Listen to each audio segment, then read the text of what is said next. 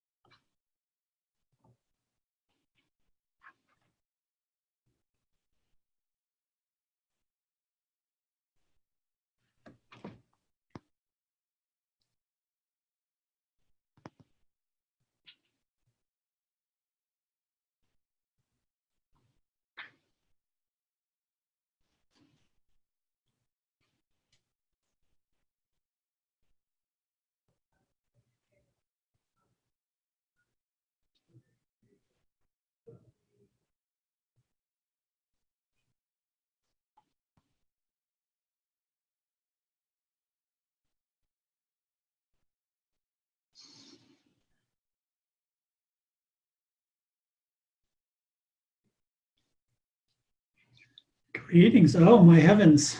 We're into a quorum here. I like it. Oh, my heavens. Oh, sweet.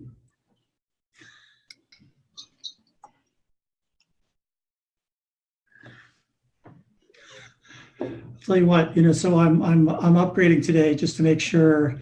There's another meeting after this that I can't be. These meetings always make me nervous, but the next meeting I should make me nervous, but I just need to make sure I'm awake. I don't know why these make you nervous. What are you talking about? Because this is so exciting. This is fantastic stuff. I'm curious to know if Alicia, Antonia, and Crystal find these meetings exciting and make them nervous. I know Tiffany's not nervous, right? Never. No, sometimes, but not today. So, Alicia, what do you think? Are you nervous or are you excited?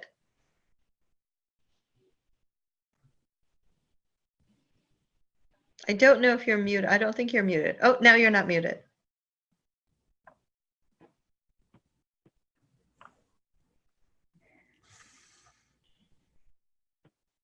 Maybe. I've got Antonia twice. Hi, Leticia.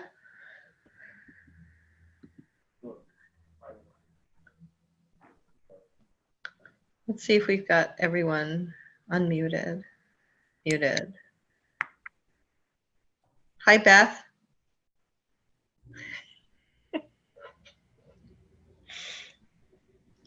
All right. Hey. So, to make sure everyone's on and able to talk if they want to talk. Maybe we'll wait another minute, but maybe a quick check-in on audio. It's good to see your face, Leticia. Hi, guys. So Antonia's got a big event. Will you share about your big event while we're waiting?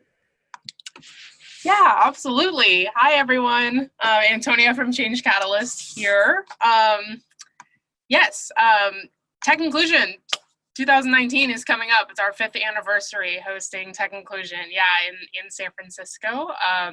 For those of you, if you're not familiar with it, this is a conference focusing on diversity and inclusion in the tech industry internationally. This just happens to be our 5th anniversary doing it in San Francisco, which is also our flagship location. So September 11th and 12th, we'll be having a free career fair to help companies engage with diverse talent and, of course, companies that are already working on inclusive cultures within their companies and within their organizations. And then the following day will be a full day multi-track conference. And our theme for this year is equity, empowerment, and allyship.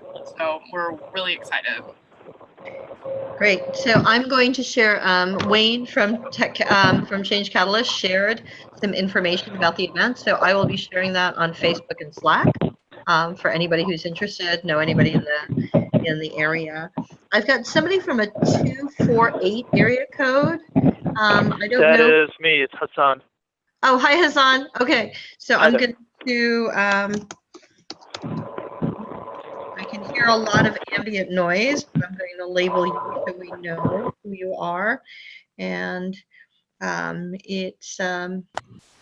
Eric, why don't you tell people what you what you put in the chat?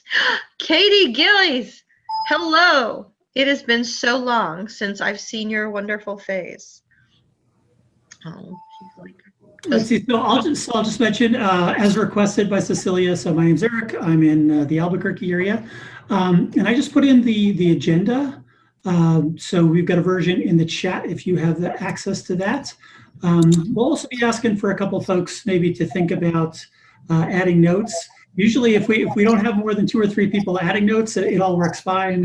If we have, I think Cecilia, was it 45 people who'd signed up for this call? Something like that. It's a large number. All the best people are already here. You know what, Katie? I am so glad you're here. I missed your beautiful face. Thank you. I'm trying to get back into the swing of things. Oh, that's great. That is great. Okay, so I'm going to, for those of you who I don't know, my name is Cecilia Wessinger. I'm your ESHIP community activator and supporter, big cheerleader for these efforts.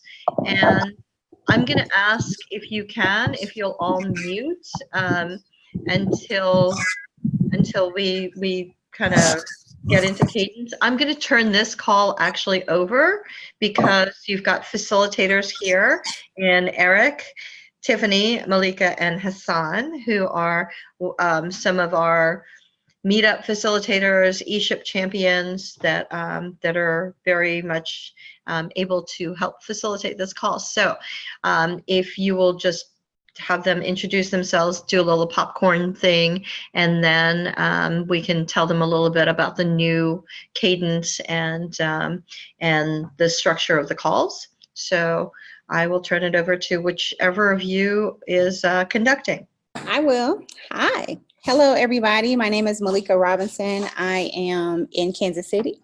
I am the founder of Eastside Collaborative. We focus on equitable and inclusive entrepreneurship here. We do consulting with organizations, and we also convene. I am in a co-working space, so it may be noisy, people coming in and out, so I'll try to keep myself on mute. I'm happy to see all of y'all here, and I, along with 3 other people, will be helping to keep this party going. I'm going to popcorn over to Tiffany. Hello, I'm Tiffany Henry. I am in Russellville, Arkansas. I'm the Rural Director for the Conductor. We are a entrepreneurial support organization that builds community through entrepreneurship. And so my specific focus is on the rural communities. And so I'll throw it to Hassan. Hello, everyone. Hassan Bazi. I am an ecosystem builder based in Detroit. I work with entrepreneurs and small businesses, and I'm involved in economic development in and around Detroit, focused on immigrant entrepreneurs. And I will go over to Eric. And I'll be the first person who has difficulty with unmuting. Hi, everyone. Eric Renz-Whitmore. I work currently in the city of Albuquerque and ecosystem building, mostly with the grassroots perspective, but just excited to be on this call and be part of this awesome group. Let's see. I'll go to someone who I have actually not met before. I think if we just continue with this pretty quick intros, that'll be great, and that gets us kind of a sense of who else is on the call. How about Catherine?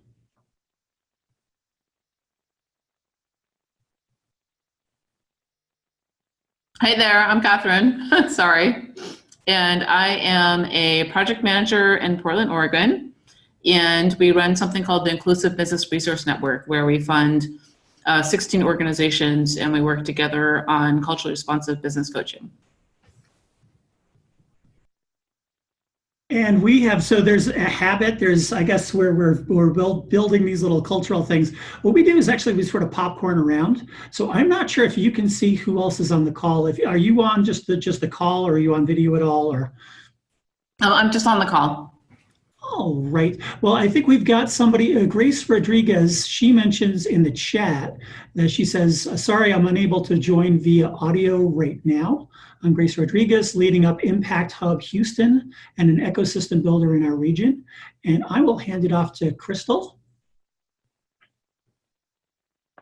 Good afternoon, everyone. I'm Crystal German. I live in Kansas City and split my time between Kansas City, Missouri and Durham, North Carolina. And my work is in the intersection of minority business and traditional economic development. And I will popcorn it over to Beth. Hey everybody, I'm Beth Zimmer. I'm an ecosystem builder in Northwest Pennsylvania, Erie to be exact. And my organization is called the Innovation Collaborative. And I will popcorn over to Danielle.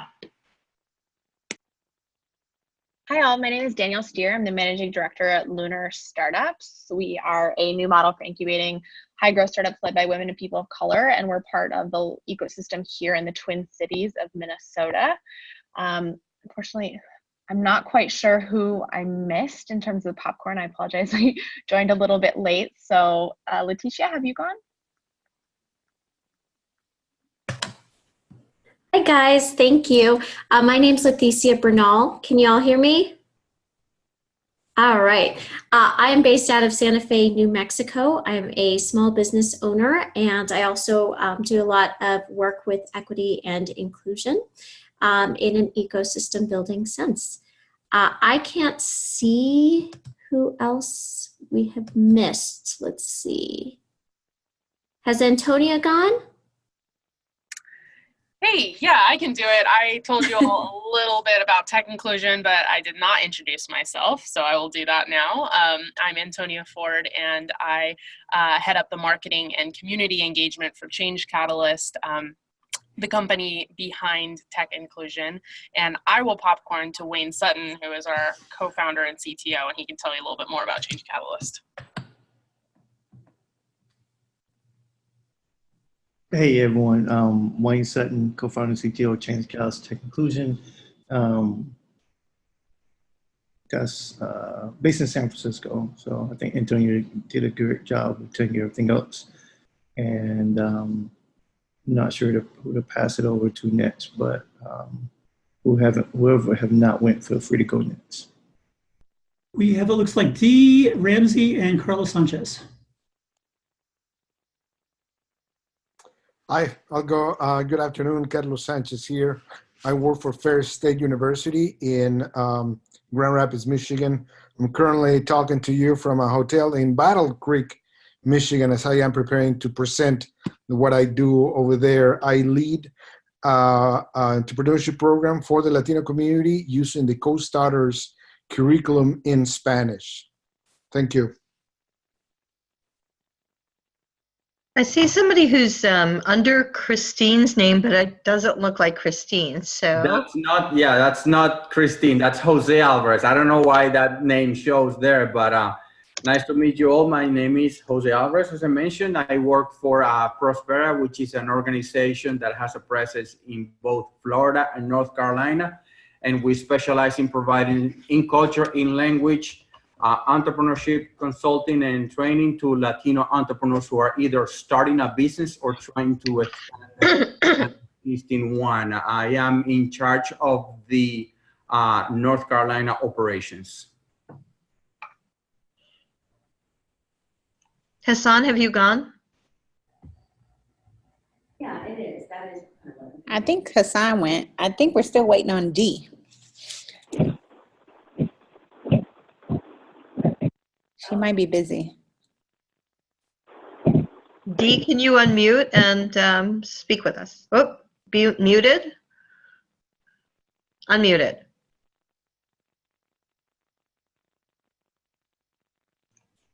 But we can't hear you.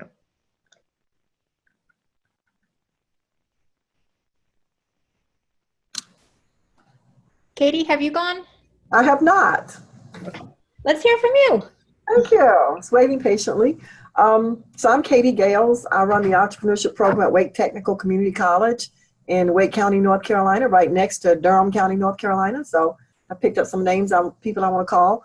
I'm an ecosystem builder with, we have a program called Launch Wake County that's active in 7 of our 12 towns, community-based ecosystem building. And we've graduated 229 people using the fast track curriculum. We got another 87 across 5 towns going through this fall. We're focused on 70% minorities, 67% female entrepreneurs, mostly Main Street, non-tech businesses.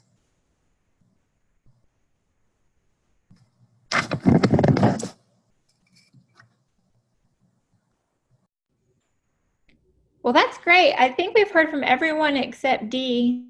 Dee, I sent a chat thing in the chat box. If by chance you can type to us, we'd love to learn who you are and learn more about your organization and where you're from. But we'll move ahead, and if you're able to pop in, please jump in and we'll stop so we can learn more about you. But the next thing on our agenda is just an update on events. If you had any happenings with your organization since our last call, or if you're new, just in general that you would like to share. Antonia's share about tech inclusion is perfect, and that's a great example of sort of what we're looking for, is if there's anything that you're doing or that your organization is doing, particularly as it pertains to this goal call, this goal 1 call, if you could let us know. We'd love to learn more about that. I can go. This is Danielle from Lunar Startups in the Twin Cities. We are in our ending the first year of our operation of creating a new model that works for more people and more ideas. And we are celebrating with the first ever undemo day. So taking kind of what works and doesn't work from traditional demo days out of accelerators and creating a new experience that meets the goals of our entrepreneurs and companies to help them grow better, faster, smarter. And that's happening on September 30th here in St. Paul, Minnesota. We do, on our registration on our website, have a get the recording RSVP. So any of you that can't make it out and join us live, we are also going to be recording and posting that later on. So we'd love to include as many of you as possible. Can I add one more plug for the Twin Cities at large? We have our Twin Cities Startup Week is October 9th through October 16th. And there's a number, I will definitely share the link. There's a number of events happening, I think like hundreds of events actually that are happening across the Twin Cities around entrepreneurship. And we've been very heavily focused on how can we help this organization make sure more people feel included, not only from the participant standpoint, but helping them to increase inclusion in panelists and keynote speakers and others. So we've been doing a lot of hard work this year on expanding networks and who gets thought of as the experts in their work so that they can get more visibility into some of these other fields as well. So I will also include a link to that. Thank you. One thing that we're doing here that is brand new this fall is we're partnering with our English as a Second Language curriculum to add a course called Launch Your Own Business for non-native speakers. So we can have as many as 7 to 8 countries represented in a single class. So we're working through a 120-hour curriculum for people who have gotten a little bit ways along in their English language development to also teach them at the same time how to go ahead and start a business in the U.S.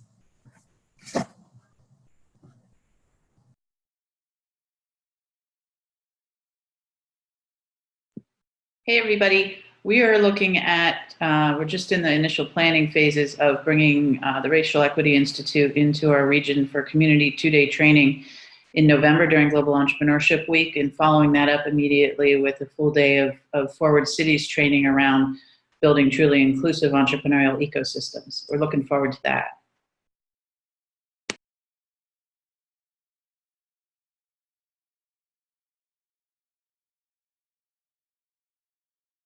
That's all fantastic.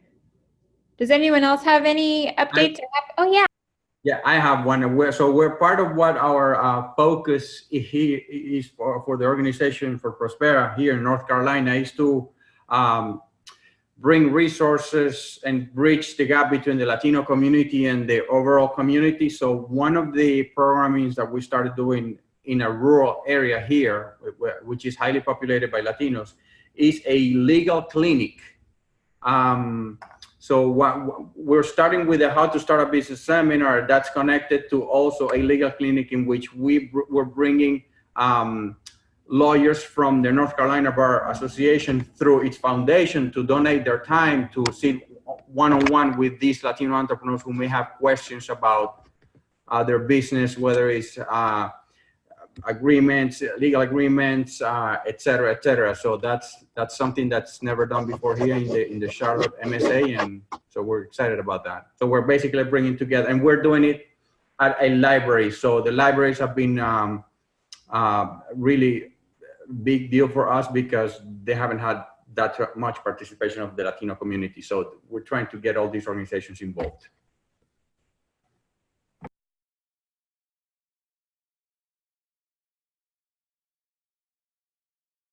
I'll add one other event we've got going on here in Albuquerque. One of the organizations I work with brings investors and entrepreneurs together, CVF.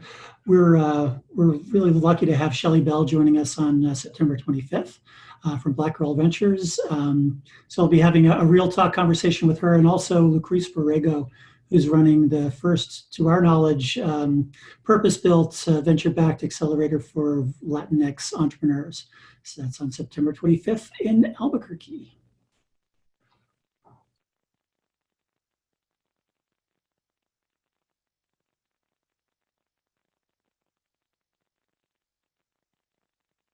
That is all wonderful stuff. Look at all the things that are happening in ecosystem building, Tiffany. That's really exciting. I'm glad that all those links are being collected because that's a lot of information. That's great. So this helps us transition to the next part of our call. And Eric did a great job in posting the agenda, so you guys feel free to follow along. And if you see me clicking back and forth, that's what I keep referring back to. But now we're going to jump into our project team updates. The ESHIP community had identified 3 potential projects that fall under this initiative. And so those are, I can read those out loud. Those were identified as a diverse leadership in the National Resource Providers, an Ecosystem Builders SPECO Bureau, and also an Ecosystem Builder Fellowship. So by chance, is anyone on this call involved on a project team for any of those projects? Okay, so as the chair, So our ultimate goal with kind of the structure of this call is that when we have this call, we will be trying to seek out to get project team updates for these, for the project team. So it looks like nobody's here to give us an update this time, but we'll work on that. There are, Cecilia, maybe I'm going to tag team you a little bit on how people can possibly get involved with these projects if they're interested. Sure. Thanks for asking. So as we move forward from the design to the discover year, you'll see that project teams are being formed. And what happened at the 2019 ESHIP Summit is we took about 130 ideas that were brought forth by members of the community that attended in 2018. And through the work of the community, the ESHIP champions, and the people at the Kauffman Foundation, we've kind of elevated and prioritized 30. These 30 aren't the only ideas, but they're just a good starting point for a field to be built. We just, there was some strong opinions about where we get started, because taking on 130 initiatives all at once, that's a lot. So these 30 are from the 3 that Tiffany mentioned in this particular goal are a good example, a sampling of them. All of this information lives on the community dashboard. So, excuse me. So a couple of ways to get involved in all of this. If you're curious about the 30 initiatives that were elevated. They're in the dashboard, which Eric and I shared the links to. So you can go on that and look at all the information. There are these monthly meetup calls where we talk about these things. There will also be, we're getting ready to upload a project canvas. So the people that attended in 2019 will have sat down at some point with a project canvas, and several people that were interested in an initiative come up with an idea of how to get this thing started. I know several of you were there and participated, and just kind of threw up some ideas on how do we get this thing going.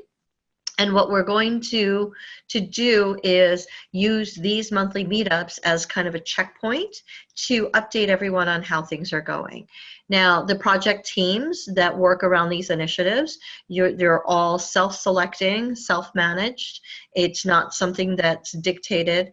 We're getting ready to share some of the project canvases that came out of the ESHIP Summit. So we'll be sharing that on Facebook and Slack and on the dashboard. And if you're interested in any of the existing groups and how they get formed, then reach out to the people that are around there, and there'll be a project team lead and contact information. If you would like to create an initiative of your own, it doesn't have to be any of the 30 that are defined, but if you came up with an idea, or if your organization is already working on something and you think that it falls under this goal and you'd just like to kind of share and be involved and maybe ask people in the community if they're curious about co-collaborating with you, that's an opportunity too. The project canvas, which will be uploaded shortly, that's something you can download, fill out, and then if you email it back to us at eshipgoals@gmail, which the email address is all over, then we'll put it up on the dashboard as well to share your existing work with everyone else. So as these calls evolve, you may find that somebody's interested in something that you're interested in. It'll be an opportunity to co-collaborate. Maybe a project that you're currently working on or would like to work on aligns very well with something else that's going on. The idea of these calls are to build and foster relationships and trust and get to know each other.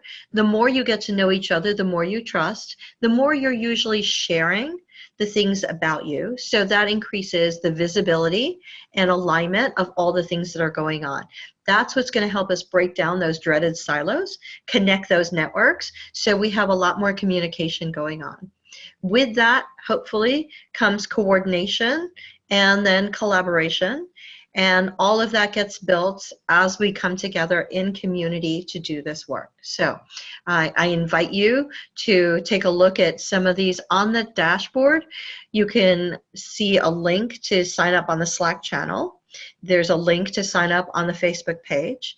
So Facebook is a general community where people who are curious about ecosystem building in a very wide scope have joined.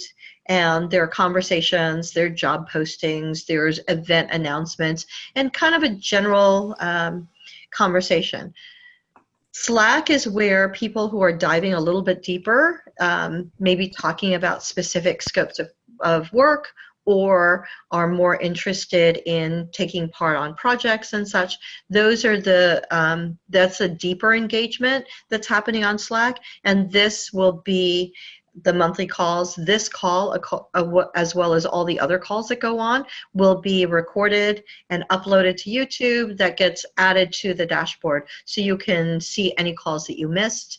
There'll be some notes. All of the agenda items that Tiffany, Malika, Eric, Hassan are noting down on the course of these calls will also be archived there. So that's the long and short of it. Does anybody have any questions around project teams, the monthly calls, anything that I've just said? It's like drinking from a fire hose. All good? I'm turning it back to you, Malika. Let me unmute. Okay, can you guys hear me? Okay, thank you. Thank you for that. That is a lot of information. We'll try to do a recap in the notes just to get people acclimated. I know it's a lot. because of the way that we're trying to work as one large community, we have to have a lot of different touch points. It can be confusing, but our goal is that over time, as we have these calls, everybody will find places where they fit in. And so again, welcome. I'm going to change our, kind of switch a little bit since we don't have any project team updates into the main focus of this call today. We wanted to open the floor up today to talk about what do you want this call to be? As the ESHIP champions have had separate calls, many of us have talked about looking for an opportunity to connect with other people who have either passion and or work around this particular goal. To particularly use this as a community of practice. And we have lots of ideas, but really we wanted to open the floor to you. And we have a couple of questions on our agenda. The first one, well, I'll just kind of read through those, and then we'd like you to pop in when you get a chance. The first one is, what would you like to learn more about? There's opportunities. We know a lot of people, and all of us have our own connections. So it's possible for us to find people to come on these calls to help us learn more things. What types of topics or content are you more interested in discussing? And or do you have info and expertise that you like to share with this group? So with that, I'm going to open the floor and allow that discussion to keep moving.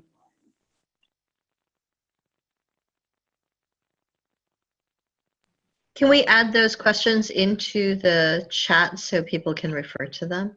That would be great. I would type it in, but I feel like you have it written down somewhere.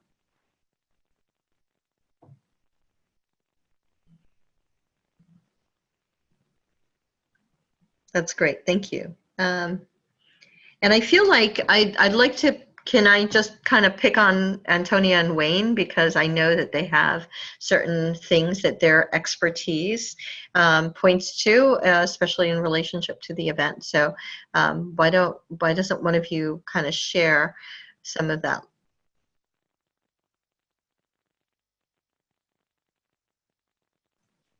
Is that okay? I put you on the spot. Yeah. I want to make sure I understand the question. Share what's happening with tech inclusion, or share? So you have an expertise and focus of your organization, and Yes. And I feel like there's a lot of topics around that, especially because there is a lot of concern about diversity in AI. So, you know, being in the tech space, I'm really curious about that. And then on my reading list is a book called Invisible Women, which is all about the data around a world according to men, the world that's built for men. So, so I think AI is a good example of that. And I'm just totally randomly picking on you, Wayne. So, if anybody else has any thoughts around that, I'm really curious about tech and AI, but I feel like you have a unique view. Yeah. I'd say something briefly, kind of some highlights of what we've learned during this diversity inclusion work and kind of where we are now. And what we think the ecosystem is that we have transitioned to this tech culture and communities from going from, okay, tech is a meritocracy, to data, to, okay, how can we fix culture? How can we work on entrepreneurs? And now how can we create inclusive ecosystems with some of the solutions that you all are working on? Still, we're looking in terms of opportunity is similar to what Cecilia was mentioning, is like, okay, how do you get people to start thinking about inclusion and diversity from the beginning of almost any aspect of work you're doing, whether that is in AI, whether that is in community, whether that is in company, whether that is in product, and not just hiring culture and or waiting for something bad to happen, which is what we've seen in the past couple of years.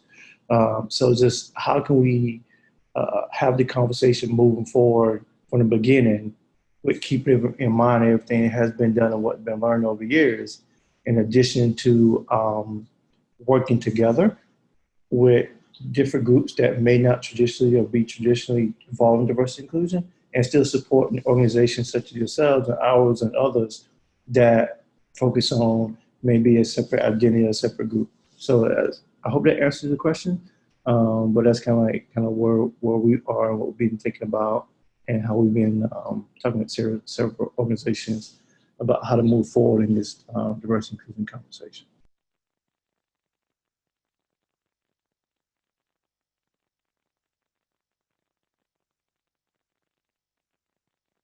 So I think what I heard from you as one of the main topics you like to continue to explore is how do you get people to start thinking about our best practices around getting organizations to start thinking about diversity and inclusion outside of the things that we typically think about D&I for. So we talk about culture, we talk about training, we talk about hiring, but we don't talk about just all the other pieces that go into our lives. So how do we kind of expand the conversation? Is that right? Yes. Yes. Excellent.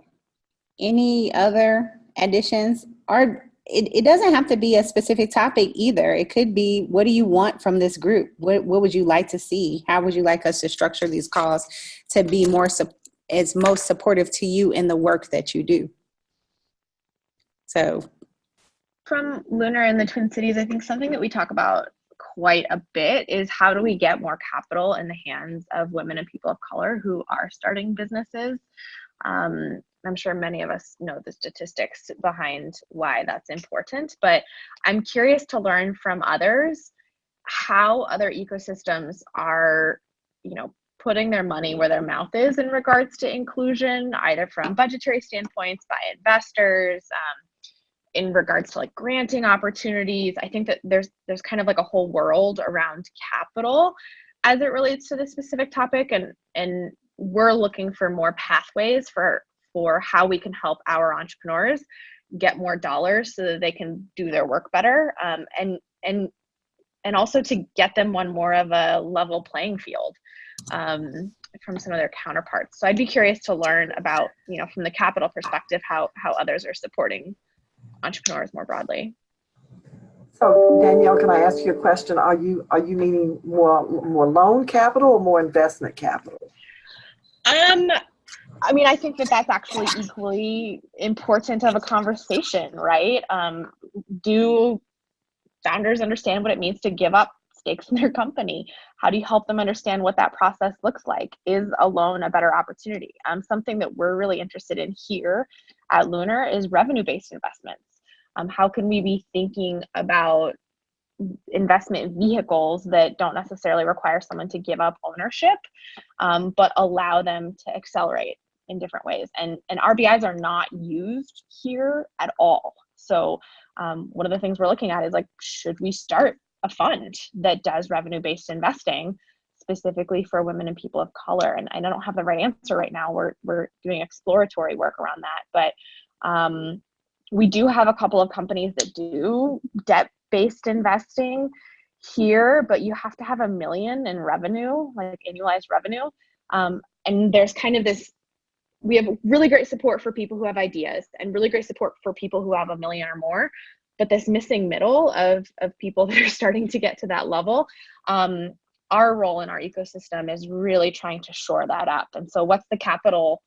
I don't want to call it a solution. I don't think that's the appropriate terminology, but what's the financial capital piece in there?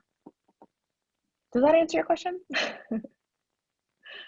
Okay.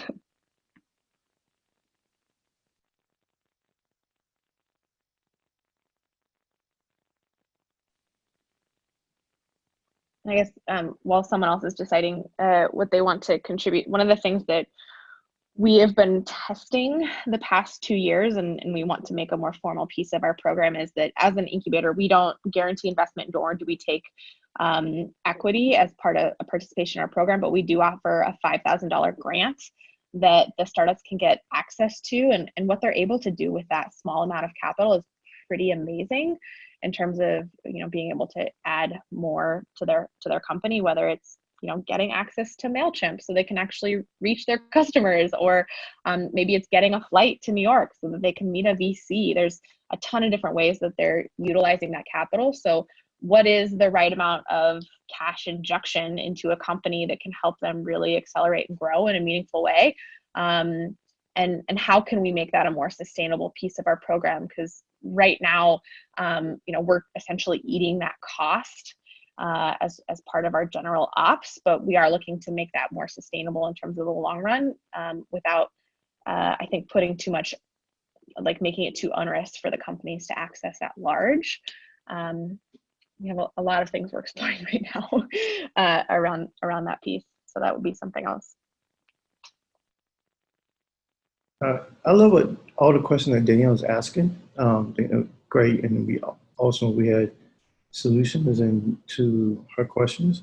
In addition to that, I think it will be, I'm not sure if it will be helpful, but a suggestion is like we break out or categorize like, okay,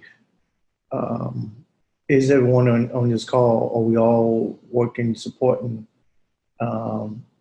entrepreneurs, tech entrepreneurs that are potential venture back, or are we doing programs to educate people in the community for job growth, or we're looking at like kind of categorize the groups in terms of like, incubators, accelerators, programs for education for job growth, or education for a certain community, demographics, because we all have similar and different needs. When you probably put capital at number 1, mentorship number 2, partnerships number 3, things of that nature.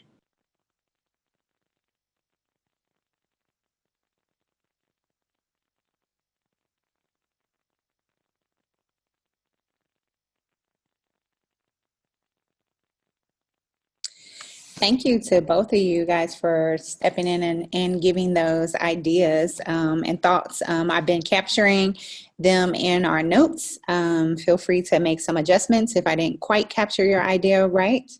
I do, as we talk about inclusive field, that brings me into the mind of people like us who are doing the work either directly working with entrepreneurs or working as part of an organization.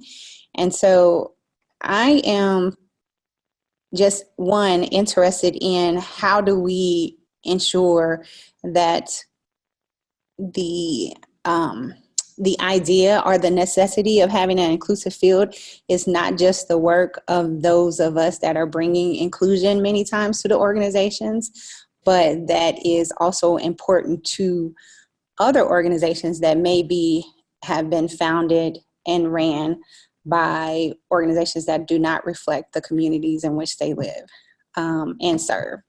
And so that to me is something I like to talk about. Best practices. How do people build coalitions around that? How community can be used to support and create accountabilities to that, those type of things. I'd love to jump on that conversation. A lot of our work in the ecosystem kind of we're seen as the go-to resource to help other people look at how they can try and create actionable change. I think in part because we actually service startups that's their goal. That's what they're doing in the world, either through tech-enabled platforms or consulting or other components.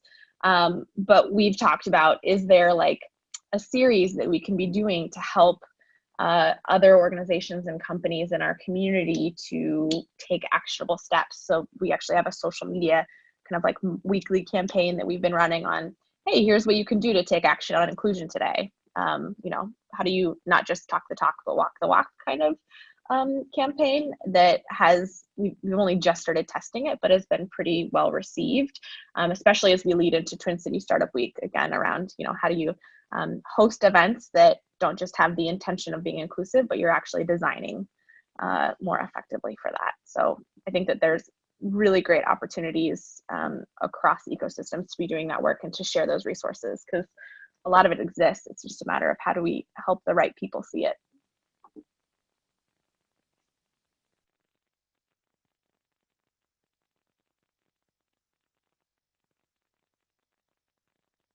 I know we had this someplace early in the early days of working on this goal where we, Cecilia, you may remember this, where we defined what inclusive really means. In our program, we target what we call low-resourced entrepreneurs, diverse minority entrepreneurs, and women, so that we can make sure that we get the right mix based on the demographics in a given community. And one of the things that we struggle with sometimes in promoting the program is people who see working towards inclusion as taking something away from them as opposed to, bringing something to the community. So how do we use the right words that makes everybody understand the value and benefits of inclusion? I love that. Thanks for reminding me, Katie. I'm sorry, go ahead. Somebody else was saying something. Okay, I will fill in the time. So Katie reminded me, yeah, I think one of the things that we talked about is a lot about how we discuss underrepresentation. And I know, Malika, when we were talking about the goal definitions, and we used the word undercatalyzed. And I know that some of the languaging changed because it was hard to explain to people what undercatalyzed means. So shifting language, although there should be a real discussion, I think to Katie's point that who are the undercatalyzed and how do we catalyze them, or what is it that needs to happen? There's a couple of people I'm getting ready to link together if anybody else has some interest. There is an organization that's centered on people with hearing disabilities, and they have a fund that they work with. It's an organization called CSD, so Center for, so bad about the acronyms. It's like so many acronyms in my life, but I'll put a link in there. So under optimized, that's good, Beth. I think all of those things, and saying that there's something less than, and once some of the language changed, and I wish Faye Horwit was on this call. She's actually on a plane right now. She's working in Forward Cities, and some of the languaging shift that we edited around the goal definition also talked about regenerative. And regenerative, as Katie said, it's not about taking something away from one group and giving it to another group. It's making sure that there is abundance, because we all approach, well, the common thought is we approach things from a scarcity mindset. So it's like there's only this much pie. So if we share bigger pieces of the pie to people who have had less pie before, that there's going to be less pie for the people who already have pie. And the idea is probably like we should bake more pie, and we should throw in some cakes and maybe some cookies along the way. So it shouldn't just be that there's only a pie.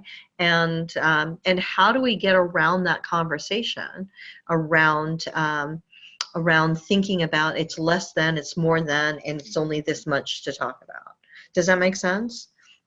I'm curious because I know, Jose, you were talking about working with the Hispanic community, the Latin community, and I know Leticia also works with the Latin community, but in that specific demographic, you've got not only the ethnic thing, but you've got, in a lot of cases, the immigrant challenge.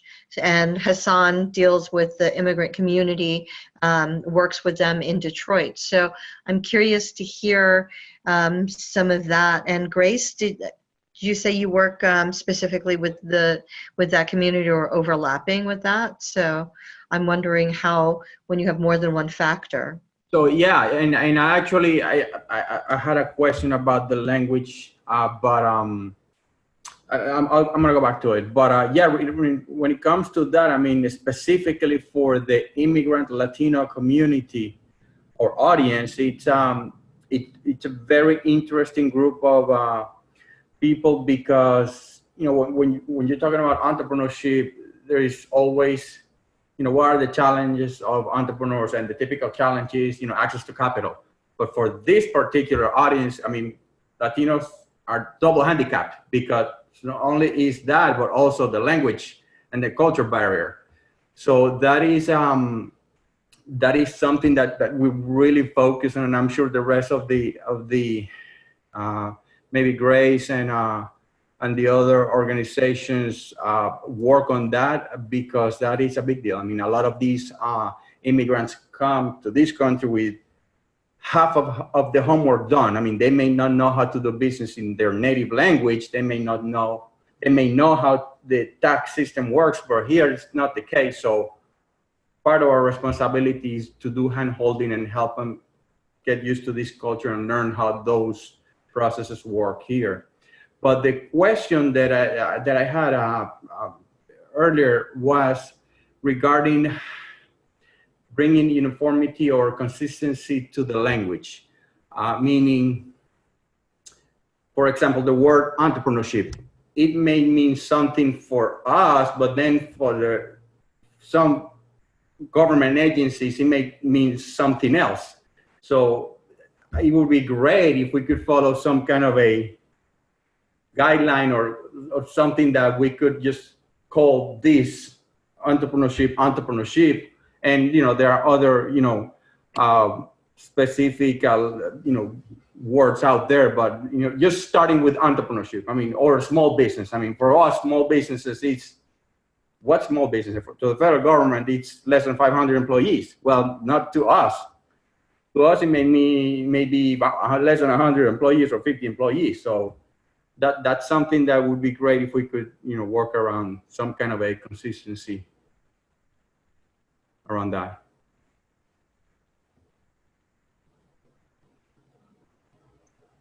I just shared in the chat. So that's a lot of goal 3 work is coming up with.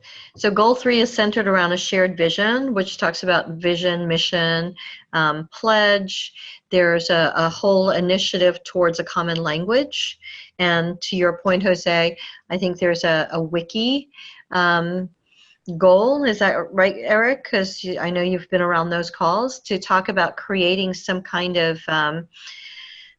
shared platform where we can talk about those things, and I think that those are in the works. So if you have some interest in that, I think it's going to take every single one of us to talk about those things. Tiffany, have you been on those calls too?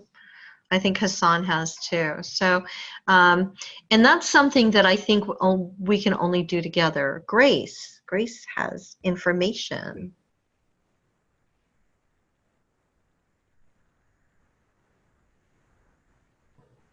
Oh, cool. Trying to find my mute button. So she's sharing. Still can't hear her, but she's following along, which is fantastic. So she shares.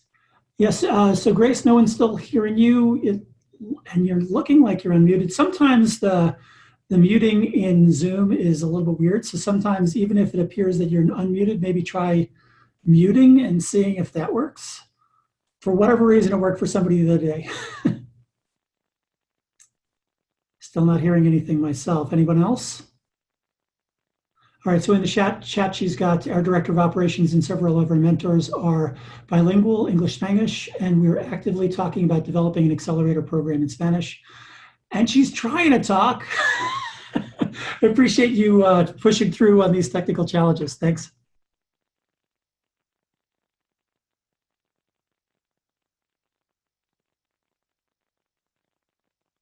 And it looks like they're also working on the possibility of a partnership with Univision. So that sounds awesome.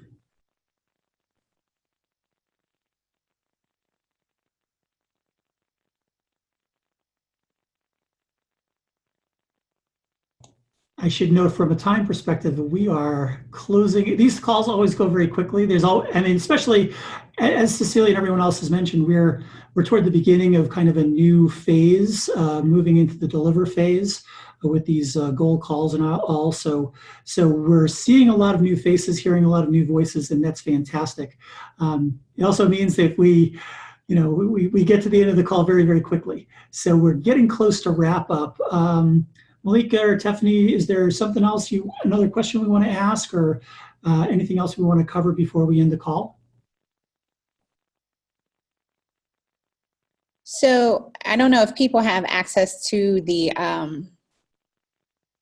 meetup agenda, but we have been taking notes of the things that you have highlighted.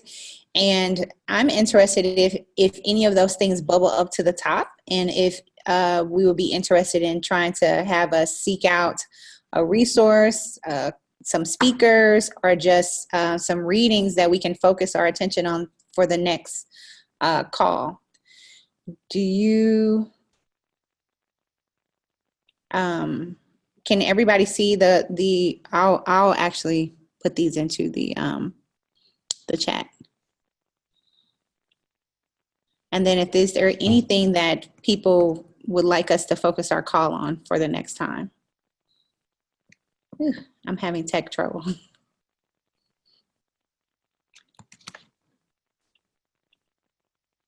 What is it that you put in there, Beth? I just wanted to, number one, this call has been awesome, and I love learning what other people are doing and garnering best practices for our own ecosystem work.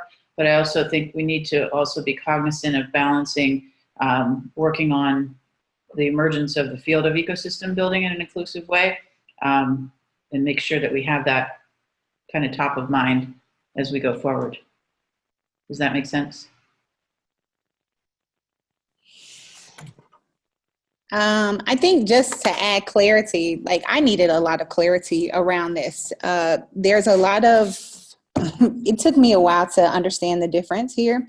There's a lot of focus on making sure that we have more,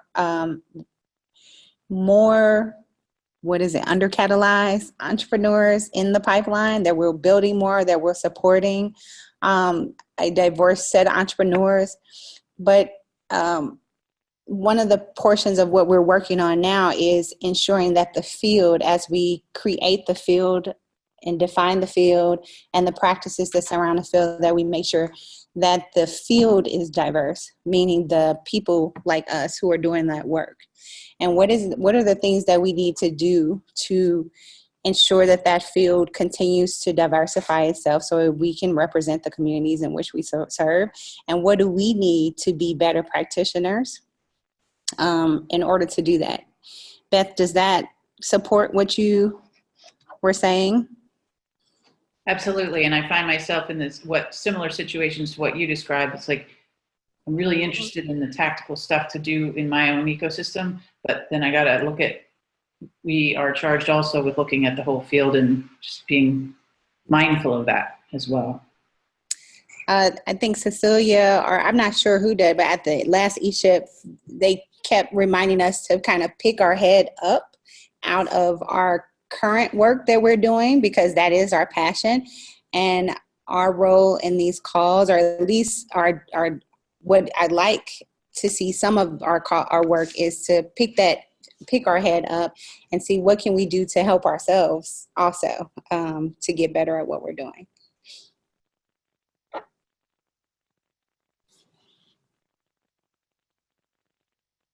And I see something from Catherine that says, I'd love to share best practice tools for building local inclusive entrepreneurship coalitions in a way that calls in all ecosystem actors in a generative way. Love it.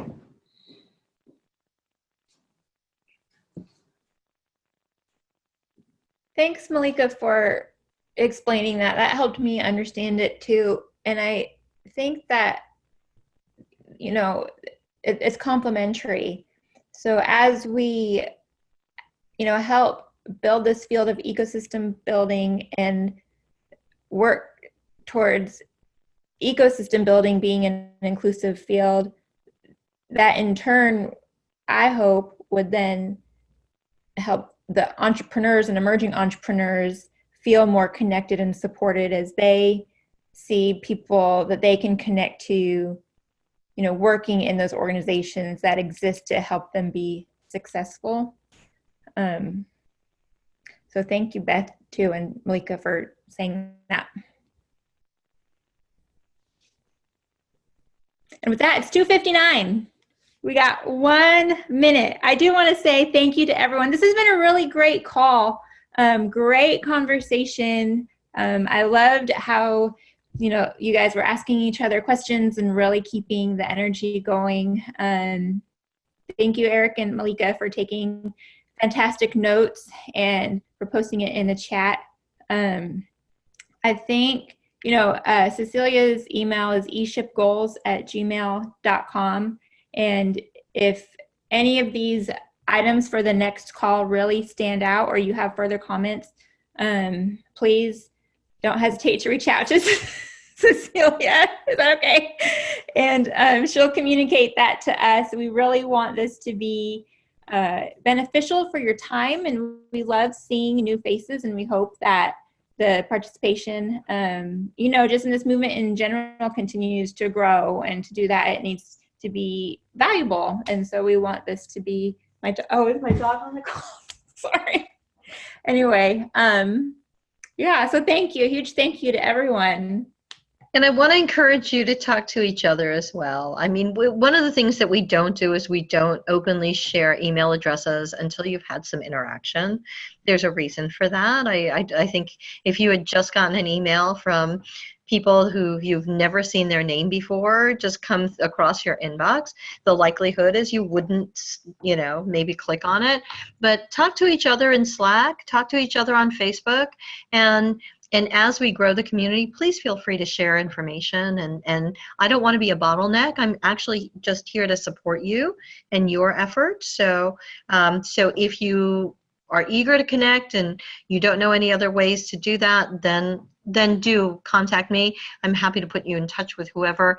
The ESHIPgoals@gmail just makes it easier because my colleague Christine, who focuses on national resource providers, also shares that email address, and then it doesn't have to go through all these wonky channels. But I mean, and some of you have my personal email address and my personal work email address, so you're all just welcome to, yes, and LinkedIn is absolutely great. So so maybe now that I think about it, I feel like maybe it might be time to create an ESHIP connection on LinkedIn. Let me talk to a couple of people about that and see how that goes, okay? But I will definitely be in touch, and thank you for your time and energy. Okay.